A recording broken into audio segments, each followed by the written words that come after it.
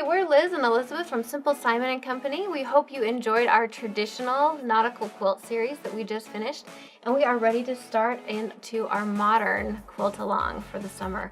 So we're excited to get going, and we have a brand new quilt to show you, but with blocks that are the same size and still inspired by nautical flags. So here's our modern quilt that we've put against the wall, and you can see again it's really simple. We're all about doing fast and simple projects, so if you're a beginner, welcome to your first quilt, and if you just need a quick afternoon project, we've got you covered as well. So there's 4 blocks in this quilt as well, and then we're going to go through some of the attributes as we're making the blocks of what is a modern quilt and kind of how to move from traditional into some modern quilting. So let's get started. All right, modern quilting has some kind of easy rules to follow. I don't know if they're really rules, but they kind of have some attributes that if you look at a modern quilt, you can be like, oh, I get that. So one of the things that modern quilts really are about being simple. So while these are still takes on nautical flags, we've simplified them, and we've even changed the colors to make them colors that suit us. So modern quilting, you can change colors and you simplify.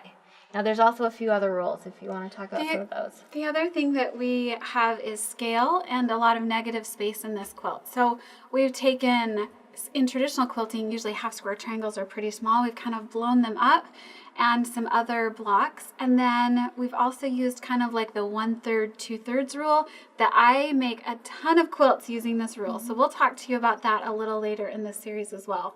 But let's get started on our very first block in this quilt. It's really sewing one seam. That's the whole block.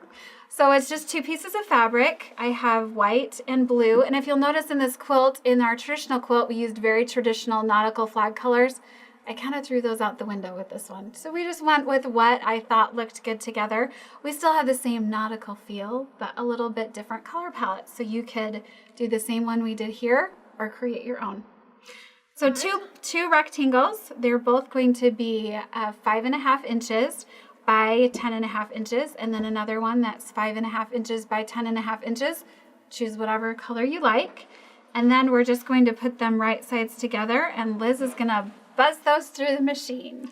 Now, like we did on all of the others, like on our traditionals, we're still gonna use our 1/4 inch seam allowance. So today we're still sewing on our Baby Lock Rachel, and we are using the J presser foot, and I've got it on stitch setting 15, and it's going to give me a perfect 1/4 inch seam allowance. And I'm just going to buzz this right down with my presser foot right along the edge of my fabric. This is a great quilt block that you can do. It's kind of like a modified rail fence even, but we're only using 2 pieces of fabric. In our traditional quilt, we did a very traditional rail fence. Today we're doing kind of a modern take on it. Really, this is essentially our whole quilt block. It's super easy, but it's striking and it's not fussy, and it makes for a really fun addition to this modern quilt. I'm just gonna take it over and press our seam to the dark side, same as we did in our traditional quilt. Press it on the back. Give a little tug to make sure that seam allowance is all the way to one side. And we are done. Block number 1. It's really actually a great quilt block for modern quilting too, because one of the attributes of modern quilting is contrast. So you've just got 2 contrasting colors. That's like a big deal in modern quilting, is contrast. And so this is just a perfect, easy quilt block. So block number 1 is finished.